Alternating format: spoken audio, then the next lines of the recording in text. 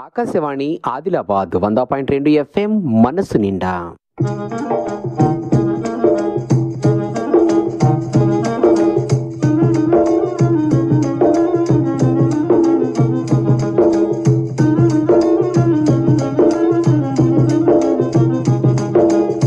కిసాన్ వాణి కేంద్ర వ్యవసాయ రైతు సంక్షేమ మంత్రిత్వ శాఖ వారి ప్రాయోజిత కార్యక్రమం.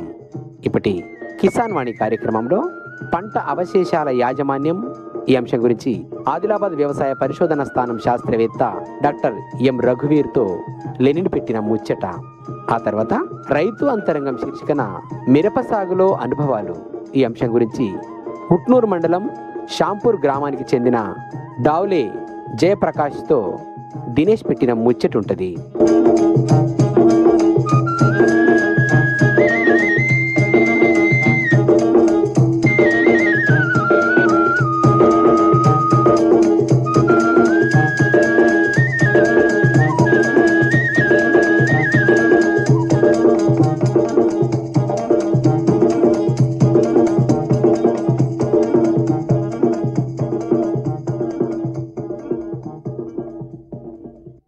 వాతావరణ సూచన. ఉమ్మడి ఆదిలాబాద్ జిల్లాలో రాగల 2 రోజుల్లో ఆకాశం మేఘావృతమై ఉంటుంది. గాలిలో ఎక్కువ ఉష్ణోగ్రత 41 డిగ్రీల సెల్సియస్ గాను, తక్కువ ఉష్ణోగ్రత 24 డిగ్రీల సెల్సియస్ గాను నమోదు కావచ్చును. ఇంతకు మించి వాతావరణంలో చెప్పుకోదగ్గ మార్పులేమీ ఉండకపోవచ్చు. మార్కెట్ ధరలు. ఆదిలాబాద్ పట్టణంలో ఈరోజు క్వింటాల్ పత్తి ధర ప్రైవేట్ వారి ధర 7,250 రూపాయలు పలికింది. ఎండాకాలంలో పంట అవశేషాలు బాగానే కనిపిస్తాయి. పంట అవశేషాలంటే గదే పంట వెళ్ళినాక పత్తి కట్టే కావచ్చు, జొన్న కోసినాక జొన్న బెండే కావచ్చు, సొప్ప బెండే కావచ్చు, వరి గడ్డే కావచ్చు, లేకపోతే మక్క బెండే కావచ్చు. వీటిని పంట అవశేషాలు అంటారు. ఈ పంట అవశేషాలని అనవసరంగా కాలబెట్టకుండా కలియ దున్నినట్లయితే రాబోయే ఖరీఫ్ కాలంలో పండించే పంటకు మేలు జరుగుతుందని చెప్పవచ్చు. పంట అవశేషాల యాజమాన్యం ఈ అంశం గురించి ఆదిలాబాద్ వ్యవసాయ పరిశోధన స్థానం శాస్త్రవేత్త డాక్టర్ ఎం రఘువీర్తో లెనిన్ పెట్టిన ముచ్చటిందాం. చేన్లలో మిగిలిపోయిన అవశేషాలు ఏమైతే ఉంటాయో వాటిని ఏ రకంగా మళ్ళీ సద్వినియోగం చేసుకోవచ్చు, వాటి నిర్వహణకు ఎలాంటి యాజమాన్య పద్ధతులు ఉన్నాయి, వాటి వల్ల ఎలాంటి ప్రయోజనాలు ఉన్నాయి, ఈ ముచ్చట్లు చెప్పేందుకు ఇప్పుడు మన స్టూడియోలో ఆదిలాబాద్ వ్యవసాయ పరిశోధన స్థానం శాస్త్రవేత్త డాక్టర్ ఎం రఘువీర్ గారు ఉన్నారు. వారిని అడిగి తెలుసుకుందాం. నమస్కారం రఘువీర్ గారు. నమస్కారం అండి. ముందుగా ఈ పంట అవశేషాలు అంటే ఏమి, వేటిని మనం అవశేషాలని చెప్పి అంటాం, దాని గురించి చెప్పండి. ఉదాహరణకు మనం ఇప్పుడు పత్తి పంటను తీసుకుందామండి.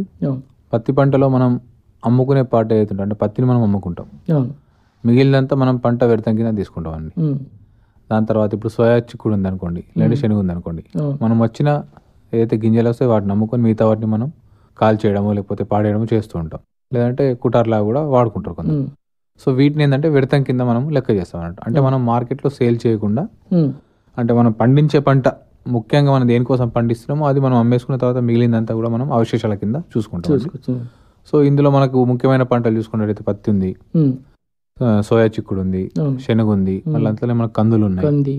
ఇప్పుడు మనకు ఈ మధ్య ఆదిలాబాద్ చూసుకున్నట్లయితే మనకు యాసంగిలో 35 నుంచి 40 వేల ఎకరాల్లో ఈ జొన్న కూడా సాగు చేయడం జరుగుతుంది.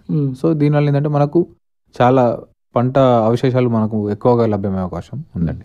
అయితే ఇప్పుడు మనం ఈ ఒక్కొక్క పంటలో మిగిలిపోయిన అవశేషాలు ఏమున్నాయో వాటి యాజమాన్యం గురించి మాట్లాడుకుందాం. ఎక్కువగా మన ప్రాంతంలో సాగయ్యే పంట, ప్రధానమైన పంట పత్తి.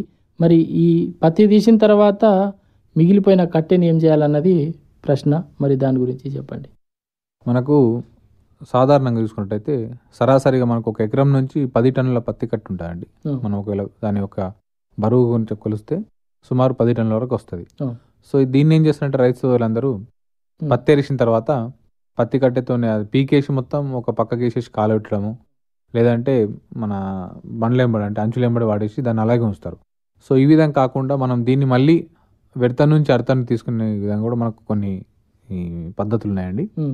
అందులో ముఖ్యమైనది ఏంటంటే ఈ పత్తి కట్టె చూసుకున్నట్టయితే మనం ఇంతకుముందు చెప్పినట్టు 10 టన్నులు వస్తాయి ఎకరానికి. దీంతో పాటు ఈ పత్తి కట్టెలో సెల్యులోజ్ కంటెంట్ ఎక్కువ ఉంటుంది కాబట్టి తొందరగా మనకు కుళ్ళిపోదు. సో ఇది కుళ్ళిపోదు కాబట్టి దీన్ని మనము ఆ చేను నుంచి తీసుకొచ్చి చిన్న చిన్న ముక్కలుగా చేసుకొని ఈ వర్మీ బెడ్లలో వేసుకొని వర్మీ కంపోస్ట్ లాగా తయారు చేసుకోవచ్చు. అవును. లేదు అంటే ఈ మధ్య మనకు కాటన్ స్ట్రెడ్డర్స్ అనే ఒక మెషిన్ వచ్చిందండి. సో దీంతో ఏమవుతాయంటే ఈ మనం పత్తి ఏరేసిన తర్వాత పత్తి కట్ట ఏదైతే ఉంటుందో దాని మీద ఈ మెషిన్ నడిపినప్పుడు ఆ పత్తి కట్టని చిన్న చిన్న ముక్కలుగా చేసేసి అక్కడనే మన చైన్లోనే పడేటట్టు చేస్తుంది.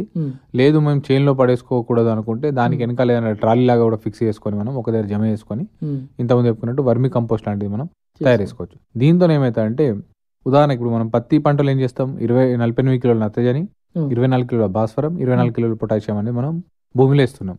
సో ఇందులో ఈ మొత్తం భాస్వరం కానీ నత్రజని కానీ పొటాషియం కానీ మనకు పత్తిలోకి వెళ్ళిపోతాయని చెప్పలేమండి. ఈ ఎప్పుడైతే భూమిలో నుంచి మనకు ఏదైతే ఎకనామికల్ పార్ట్ అంటాం, మనం ఏదైతే అమ్ముతామో పత్తి కానీ లేకపోతే సోయా గింజలు కానీ శనగ గింజలు కానీ, సో అక్కడికి మనకు మొత్తం ట్రాన్స్లొకేషన్ అంటే ఈ పోషకాలు ఏవైతున్నాయో ఎరువుల రూపంలో భూమి నుంచి అక్కడికి వెళ్ళాలి. సో వెళ్ళే క్రమంలో ఏమైతే అంటే 100కు 100% అక్కడికి వెళ్ళావు. అందులో 60% వరకు, ఉదాహరణకు 60% వరకు వెళ్తే మిగిలిన 40% మనకు ఈ పంట వ్యర్థం ఏదైతే అంటున్నాం మనం దానిలో ఉండిపోతుంది. సో వీటిని మనం కాల్చినప్పుడు ఏమవుతాయంటే గాల్లోకి వెళ్ళిపోయే అవకాశం ఉంటుంది. అలా కాకుండా ఈ ఏవైతే అవశేషాలు వ్యర్థం ఏదైతే ఉన్నదో దాన్ని మనం మళ్ళీ ఎరువుగా తయారు చేసుకొని భూమిలో వేసినట్లయితే మనం నేల ఆరోగ్యాన్ని కాపాడుకోవచ్చు. దాంతోపాటు ఏంటంటే మనం ఎరువుల మీద పెట్టే ఖర్చు ఏదైతే ఉన్నదో దాన్ని తగ్గించవచ్చు. సో మనం ఇప్పుడు సుమారుగా మన అందరు రైతులు ఏంటంటే ఈ రసాయనిక ఎరువులు వాడుతున్నారు కాబట్టి ఈ రసాయనిక ఎరువుల వాడకం తగ్గించడం వల్ల మనం నేల ఆరోగ్యాన్ని కూడా కాపాడుకోవచ్చు. అయితే ఇప్పుడు ఈ కొంతమంది పత్తి కట్టని కలియ దున్నడం వల్ల కూడా ఎట్లాంటి లాభాలు అంటే కొందరు కాలుస్తారు, కొందరు కలియ దున్నాలని చెప్తారు కదా, అసలు కలియ దున్నడం వల్ల కలిగే ప్రయోజనాలు ఏమున్నాయి చెప్తారు?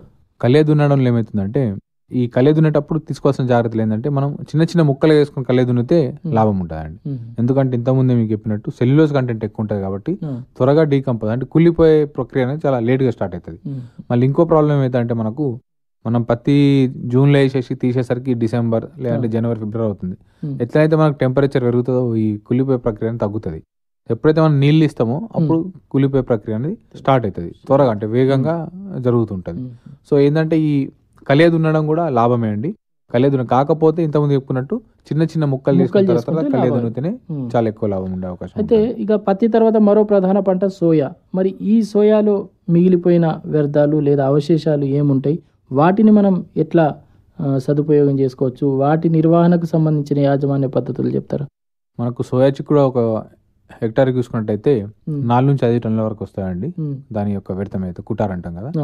సో ఇదేంటంటే మనకు పత్తిలాగా కాదు, ఇది త్వరగా కుళ్ళిపోతుంది. సో మనకు సోయా చిక్కుడు మనం అక్టోబర్లో హార్వెస్టింగ్ చేసిన తర్వాత దాన్ని అలాగే ఉంచేసి దాంట్లో మనం శనగ వేసుకోవచ్చు. లేదు అంటే కుటార్ని మళ్ళీ జమ చేసుకొని మనం వర్మి కంపోస్ట్ లాంటివి తయారు చేసుకోవచ్చు. లేదు అంటే మనం మిగతా నెక్స్ట్ పంట జొన్న వేసినా కానీ లేదంటే శనగ వేసిన తర్వాత కూడా ఏదైతే ఈ వ్యర్థం ఏదైతే ఉన్నదో మనకు కుటార్, దాన్ని మనం ఈ శనగ సాళ్ళ మధ్యలో వేసుకున్నట్టయితే ఇవి మెల్లమెల్లగా కుళ్ళుకుంటూ శనగకు కావాల్సిన పోషకాలని అందిస్తాయి. దీంతో పాటు ఈ పంట వ్యర్థాన్ని మనం ఒకవేళ మల్చింగ్ అంటారు, దీన్ని మల్చింగ్ లాగా వాడితే ఏమవుతాయంటే మనకు ఈ కలుపు యొక్క నియంత్రణ సరిగ్గా ఉంటుందండి. సో కలుపు మొక్కలు అనేవి చాలా తక్కువగా పెరుగుతాయి. ఎందుకంటే కలుపుకు ఒక ఛాన్స్ ఇవ్వకుండా ఈ పోషకాలు అనేవి మెల్లమెల్ల రిలీజ్ అవుతూ అలాగే డైరెక్ట్ సన్లైట్ కూడా ఎక్స్పోజ్ కాకుండా మనకు తేమ శాతాన్ని చాలా ఎక్కువగా కాపాడే అవకాశం ఉంటుంది. సో మన అందరు తెలుసు, మన అందరిది వర్షాధార పంటలు కాబట్టి ఈ రబీ సీజన్ స్టార్ట్ అయిన తర్వాత ఆరుతడి మనం ఏవైతే ఆరుతడి పంటలు వేస్తున్నామో 1-2 ఇరిగేషన్ కంటే ఎక్కువ వేయలేని పరిస్థితి వస్తుంది మనకు సమ్మర్ వచ్చిన కొద్ది. సో అలాంటప్పుడు మనం ఈ మల్చింగ్ లాగా వీటిని వేసుకున్నట్టయితే నేల యొక్క తేమ శాతం పెరిగి మళ్ళీ మెల్లమెల్లగా కుళ్ళుతూ మొక్కకు కావాల్సిన పోషకాలు అందించి మంచి దిగుబడినిచ్చే అవకాశం ఉంటుందండి. అయితే తర్వాత కంది పంటకు సంబంధించి చెప్పుకుందాం. ఇప్పుడు కంది తర్వాత పంట తీసిన తర్వాత మిగిలే అవశేషాలు ఏముంటాయి, వాటి గురించి వాటి యాజమాన్యం గురించి చెప్పండి.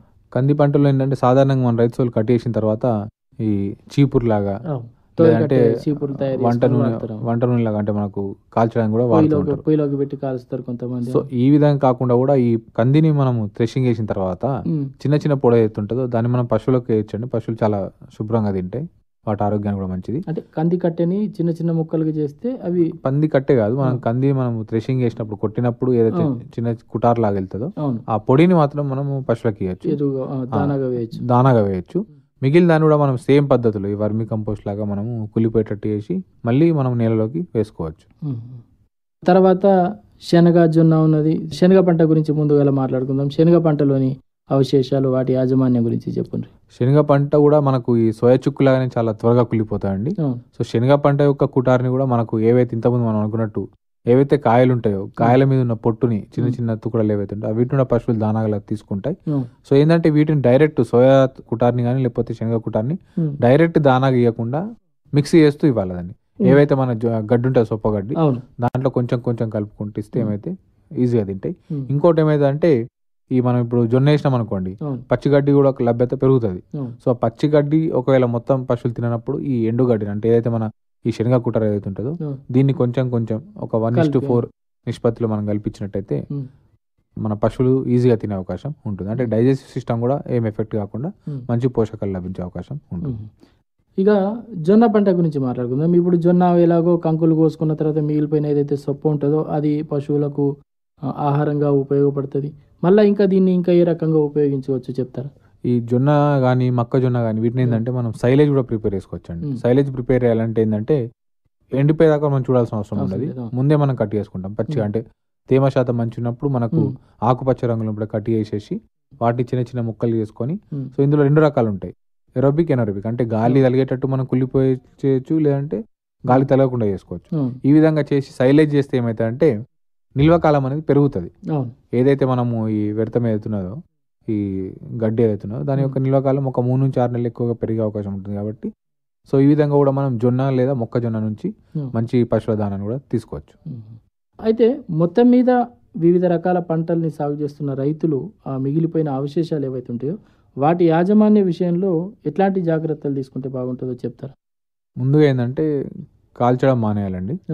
కాలబెడితే ఏమైతే పోషకాలు గాల్లోకి ఎగిరిపోయే అవకాశం ఉంటుంది. దాంతోపాటు వాతావరణ కాలుష్యం కూడా వస్తుంది. ఇంకోటి ఏంటంటే ఈ డైరెక్ట్గా మనం వాటిని లేకుండా చిన్న చిన్నగా తుకుడాలు చేసుకొని ముక్కలు వేసుకొని వేస్తే కుళ్ళిపోయే ప్రాసెస్ అనేది చాలా ఫాస్ట్గా అవుతుంది. కాబట్టి నెక్స్ట్ వేసే పంటకు త్వరగా పోషకాలు అంటే అందుబాటులోకి వస్తాయి. దాంతోపాటు ఈ గడ్డి అనే పెరుగుదల కూడా మనం తగ్గించుకోవచ్చు. సో ఒకవేళ మనం పత్తి లాంటి వ్యర్థాలు మనం వేసుకోవాలనుకుంటే ఒకవేళ నీటి వస్తుంటే చిన్న చిన్న ముక్కలు వేసిన తర్వాత నీరు ఇచ్చినాం అనుకోండి ఆ కుళ్ళిపోయే ప్రక్రియ త్వరగా స్టార్ట్ అవుతుంది.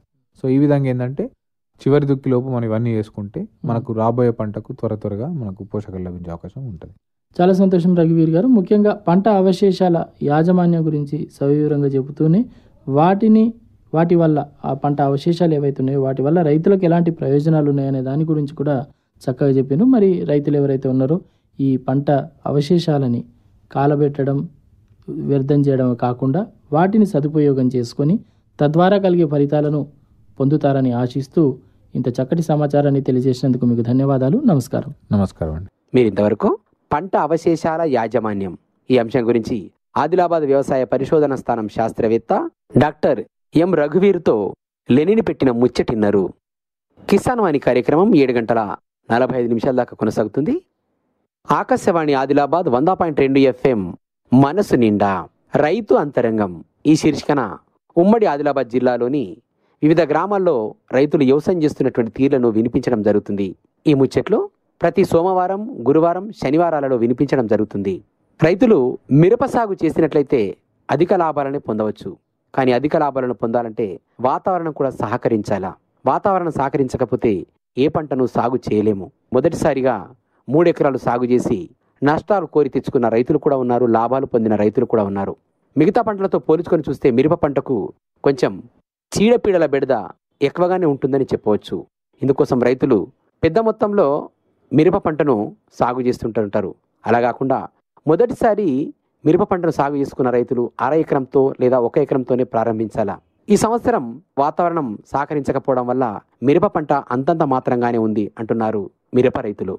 మిరప సాగులో అనుభవాలు ఈ అంశం గురించి హుట్నూర్ మండలం షాంపూర్ గ్రామానికి చెందిన డావుళే జయప్రకాష్తో దినేష్ పెట్టిన ముచ్చటిందాం. డావుళే జయప్రకాష్ గారు, మీకు నమస్కారం అండి. నమస్కారం. మీకెంత భూమి ఉంటుంది? మాకు భూమి 4 ఎకరం మొత్తం. ఏం పంటలు వేసాను? ఇలా మిర్చి వేసిన 3 ఎకరం మిర్చి వేసేసిన. పత్తి ఎకరం ఉన్నది. మరి పత్తి భూమి ఖాళీ ఉంచేసిన వల్ల అంటే ఇప్పుడు నీళ్ళ సౌకర్యం లేదు.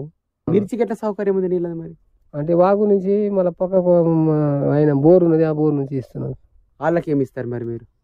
వాళ్ళకు పైసలు మాట్లాడబడుతుంది.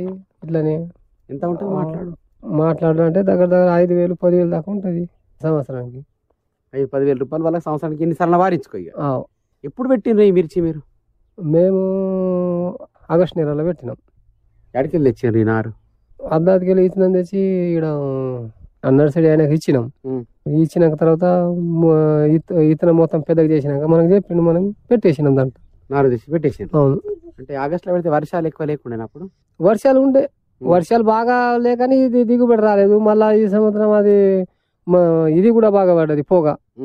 ఈ పొగతో మొత్తం ముడత రోగం వచ్చింది. అంటే ఇప్పుడు ఈ నారు పెట్టింది కదా మీరు, 3 ఎకరాల్లో మిర్చి పెట్టిండ్రు. అంటే పచ్చిమిర్చి కోసం పెట్టినా పండు మిర్చి కోసమా? పండు మిర్చి కోసం పెట్టినాం. పచ్చిమిర్చి తెంపలే మీరు? తెంపలే. అయితే మీరు ఎంత బోధతో పెట్టిరు గ్యాప్? 3 ఫీట్. ఇట్లా పొడవులో 1.5 ఫీట్ ఉన్నది. ఇట్లా 1.5 ఫీట్ ఉంది, ఇట్లా 3 ఫీట్ ఉంది. అంటే డౌరా ఒకసారి నడుస్తుందా? ఒకటేసారి ఇట్లా నడది. ఇట్లా కట్టలు కట్టిన బెడ్ లాగా మొత్తం కట్ట డౌరాతో కట్ట వేసినాం. డౌరా దగ్గర 10 సార్లు డౌరలు కొట్టినాం. కలుపు 4 సార్లు కలుపు తీసినాం. మందు కొట్టలే? గడ్డి మందు? గడ్డి మందు కొట్టలేదు దీనికి. మందులు ఎన్నిసార్లు వేసిండ్రు? దగ్గర మందులు అయితే 4 సారు 25-30 దాకా 4 రోజులకు 5 రోజులకు ఒకసారి వేసినాం. అన్ని సార్లు ఏం అవసరం మందు కొట్టాలి? అంటే దీని ముడత రోగమే పోలేదు. ఫస్ట్ నుంచి ముడత రోగం? ఫస్ట్ నుంచి ముడత రోగం పోలేదు. ఈ ఆలు చెప్పుట్లు ఈ ఆక నుంచి తెస్తే ఈ మందు వేస్తే పోతుంది, ఆ మందు వేస్తే పోతుంది అంటే ఆఖరికి దీని కాయలు వెళ్ళిన కానీ ముడత రోగం పోలే. మరి ఎవరికన్నా అధికారులకు అడగలేవా ముడత రోగం పోతలేదు ఏం చేయాలని? తీసేయమన్నారు. అధికారులకు అడిగితే తీసేయమన్నారు. ఎందుకు? కారణం ఎందుకు? ఎట్టెందుకు వచ్చిందట ఇట్లా ముడత? ఫస్ట్ నుంచి సీడ్ ఫాల్టా లేకపోతే ఏంటిది? వెదర్ అంటుండ్రు తీసి పారే వేరే పంట వేసేయని అన్నారు. ఇక మనం ఇంత అది ఇత్తనం 50,000 ఇత్తనం తీయబుద్ధి కాలి. ఇట్లా లాస్ వస్తాను ముందే తెలిసినప్పుడు మరి పచ్చిమిర్చి తెంపి అమ్మలేకపోయినా? అంటే మనకు తెలియదు దీని రోగం ఒకటి సరిపోదు. 2-3 సార్లు మందులు 3-4 సార్లు కొట్టినాక పోతుంది. అనుట్లా మనం 3-4-5 ఇట్లా కొట్టుకుంటా పోయినాం. ఆఖరికి దాని వసి అయిపోయింది కానీ దాని రోగం పోలేదు. ఇప్పుడు పచ్చిమిర్చి అప్పుడు మంచి రేట్ ఉండే, మరి అప్పుడు కూడా అమ్మలేకపోయినావు? అంటే పచ్చిమిర్చి రేట్ లేకుండే కదా అప్పుడు? రేట్ లేకుండా ఆగస్ట్ లో పెట్టినావు కాబట్టి రేట్ దొరకలేదు రేట్. అంటే ప్రతి సంవత్సరం మిర్చి పండిస్తారా? ఈ సంవత్సరమేనా? అంటే ఈ సంవత్సరమే పెట్టినాం, ప్రతి సంవత్సరం లేదు. మనం ఎందుకంటే సోయాబీన్ పండుతలేదు. సోయాబీన్ ఆవరేజ్ తక్కువ వస్తుంది. ఒక బ్యాగ్ వేస్తే 2 కుంటలు వస్తుంది. 30 కిలోల బ్యాగ్ 3,000 బ్యాగ్. ఆడ కాయలు తలగని తలగకపోయి గుత్తా ఇద్దామంటే 4,000 ఒక బ్యాగ్ లేబర్ కు. ఆడ పండుతుంది 2 కుంటలు. రేట్ ఏమో 4,000 మీద రేట్ లేదు. సోయాబీన్ 3 సంవత్సరాల నుంచి 3-4 సంవత్సరాల నుంచి 4,000 మీద రేటే పోతలేదు. అందుకు మిర్చి వేసినాం. వాళ్ళు చెప్పారు మిర్చి ఏమని? ఇట్లా నీకు అరే ఇప్పుడు ఏ పంట వేద్దాం సార్? ఇప్పుడు వేస్తే పత్తి లేకపోతే సోయా. ఇక సోయా లేకపోతే వేరే పంట ఏది వస్తుంది? ఇక్కడ వేరే పంట లేదు ఇక మనకు. వర్షాకాలం వచ్చేది ఇప్పుడు అంటే జొన్లు వేయలేము. జొన్లు కర్రగా అయితే వర్షంతో ఇక వేరే పంట ఇదే లేదు. మిర్చి వేసారు. ఇప్పుడు పచ్చిమిర్చి అమ్మితే లాభమా, ఎండు మిర్చి అమ్మితే లాభమా? ఏది అమ్మిన లాసు. మళ్ళీ ఏమంటే సారు రేట్ ఎంత ఉండని పంట వెళ్ళాలా.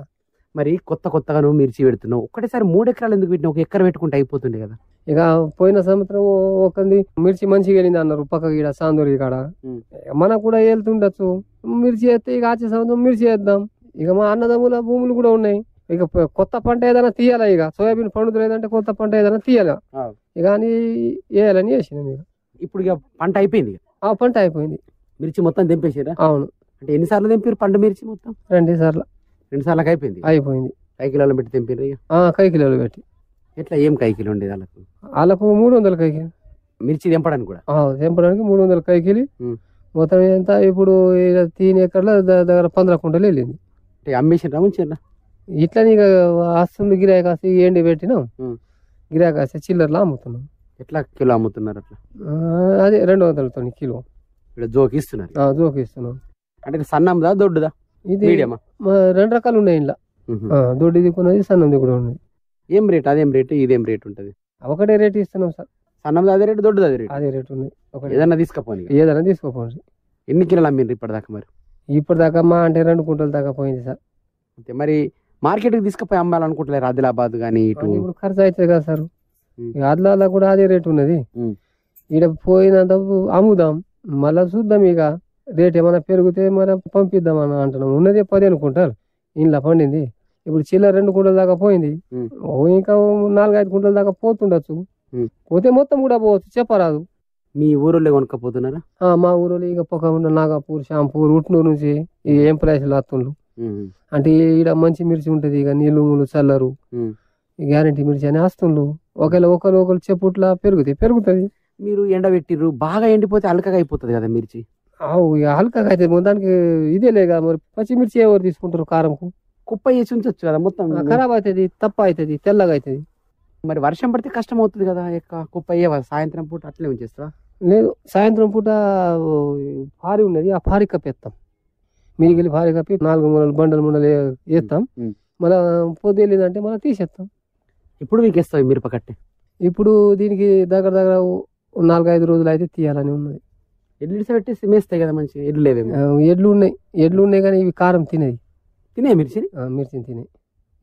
ఆకులు కూడా తినే? మొత్తం ఇది కారం వస్తుంది. ఎవరైనా చెట్లు తింటాయి ఎక్కువ కడుపు నిండా? 1-2 ఆకులు తింటాయి, మళ్ళా బంద్ అయితే తినే. మరి వీటిని మంచిగా ఎండ పెట్టేస్తే మంచి ఆకు రాలిపోయి ఎరువు అవుతుంది కదా? అట్లా కూడా ఎరువు అవుతుంది. ఇప్పుడు వీటికి నీళ్ళు బంద్ చేసిన మిరపకి? నీళ్ళు లేవు. ఇప్పుడు నీళ్ళు ఇస్తే వెళ్తుండే కానీ నీళ్ళు లేవు. వాగుల నీళ్ళు లేవా? వాగుల నీళ్ళు లేవు. ఆయన బోర్ ఉన్నది, ఆయనది బోర్ ఖరాబ్ అయింది. మొన్న నీళ్ళు తక్కువ అయింది అన్నాడు బోరు. ఆ జొన్న వేసిన ఆయనకి సరిపోతలేదు. రోజు 5-6 సరీలు నానుతున్నాయట. మరి కూరగాయలు పండించాలని ఆలోచన వస్తలేదా మీకు? కూరగాయలు నీళ్ళ సౌకర్యం లేదు సార్. అదే నీళ్ళు తీసుకుంటారా ఇప్పుడు? అంటే వాళ్ళకు కూడా భూమి 10-12 ఎకరం భూమి ఉంది. మరి సీడ్ చేంజ్ చేసి వచ్చే సంవత్సరం పెట్టరాదా? ఇప్పుడు ఈ సీడ్ అయితే ఫెయిల్ అయిపోయింది. అంటే మనం ఏం చెప్పచ్చు గ్యారంటీ? మొత్తం డూప్లికేట్ ఫర్టిలైజర్లు విత్తనాలు దేని కూడా అంతే. ఎవరు చెప్పిండ్రు ఆ సీడ్ తెచ్చుకోవాలా మీకనని? అంటే ఇప్పుడు పెట్టేటోళ్ళు ఉన్నారు కదా సార్. ఒకడు ఒక రకం చెప్తారు, ఒకడు ఒక రకం. అందులో మేము 2 రకాలు పెట్టినాం. అంటే సీడ్ ఫాల్ట్ కావచ్చా, లేకపోతే మీ భూమి మిరపకు సాగు అనుకూలం కాదా? అట్లా భూమి అని లేదు, వాతావరణం కూడా ఈ సంవత్సరం దానికి వేరే వాళ్ళకి మంచిగా వచ్చింది కదా. ఎక్కడ కూడా లేదు అంత. ఈ సంవత్సరం లేదు సార్, ఎక్కువ లేదు ఈ సంవత్సరం లేదు. ఎవరు కూడా మిర్చి అంటే ముడత రోగమే పోతలేదు. ఇట్లా మధ్య మధ్యలో కట్టెలు ఎందుకు వాతినాం అట్లా? అంటే ఇట్లనే మంది చెప్పిండు, అవి ఈగలు వస్తాయి కదా పురుగులు, దానికి ఆత్తుకుంటాయి అని. అవి దానికి ఆత్తుకుంటే దీనికి ముడత రోగం రాదన్నారు. ఈ ఈగలతోని ముడత రోగం వస్తుంది అన్నారు.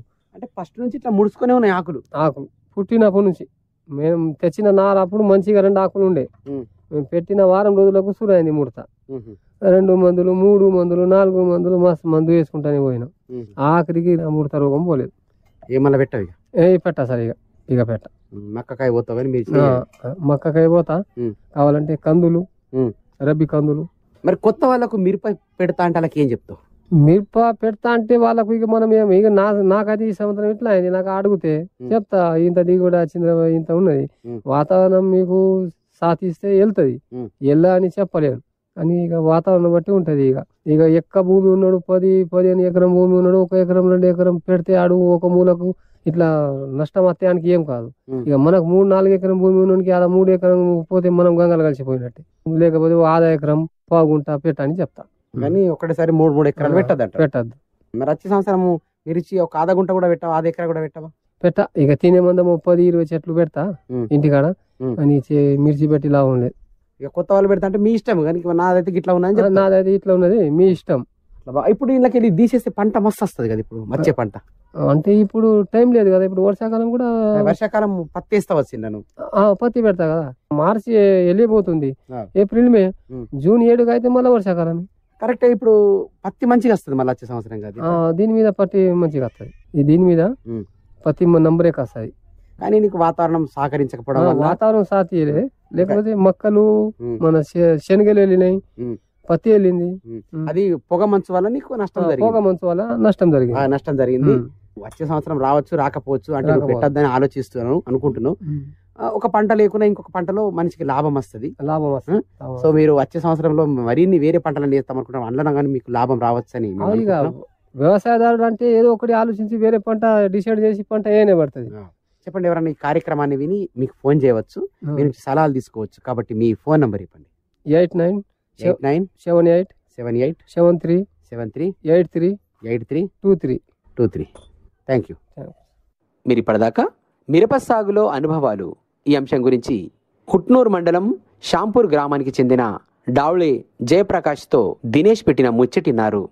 కేంద్ర వ్యవసాయ రైతు సంక్షేమ మంత్రిత్వ శాఖ వారి ప్రాయోజిత కార్యక్రమం కిసాన్ వాణి సమాప్తం.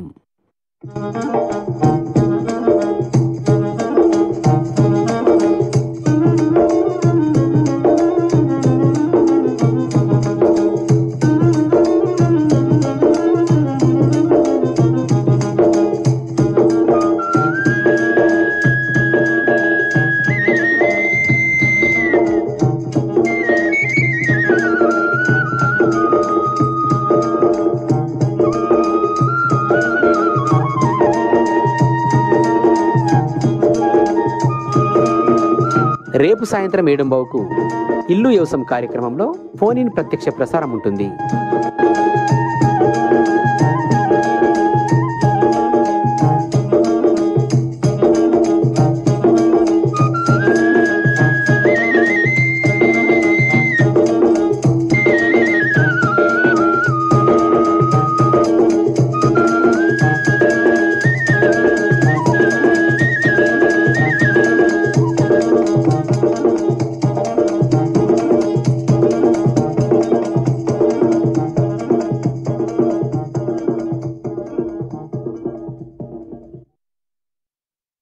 ఆకాశవాణి ఆదిలాబాద్ 100.2 FM మనసు నిండా.